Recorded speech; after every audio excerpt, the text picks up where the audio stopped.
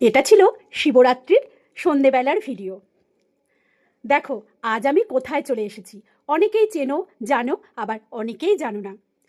এই মন্দিরের ভিডিও এর আগে আমি অনেকবারই দেখিয়েছি, কিন্তু যেটা দেখাতে পারিনি মায়ের মুখটাকে। আজ স্বয়ং মায়ের মূর্তিটাকেও তোমাদের দেখিয়ে দেব। জানা আর অজানার মধ্যেই তোমাদের জানাই, আমি চলে এসেছি আমাদের শহর বহরমপুরের প্রাচীন কালী মন্দিরগুলোর মধ্যে অন্যতম, প্রায় 270-300 বছর প্রাচীন খাগড়া শহীদাবাদ দয়াময়ী কালীবাড়ি। মা দয়াময়ীর দর্শন করাবো তোমাদের। মায়ের মন্দিরকে ঘিরে 12টি শিব মন্দির রয়েছে। মায়ের মন্দিরের বাইরে বিদ্যুৎ সংযোগ থাকলেও ভেতরে শুধুমাত্র মোমবাতি জ্বালিয়ে রাখা হয়।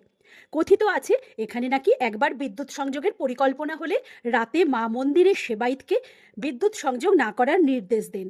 তাই সারা বছর এখানে মায়ের মন্দিরের ভেতরে মায়ের সামনে মোমবাতির আলো জ্বালিয়ে রাখা হয়।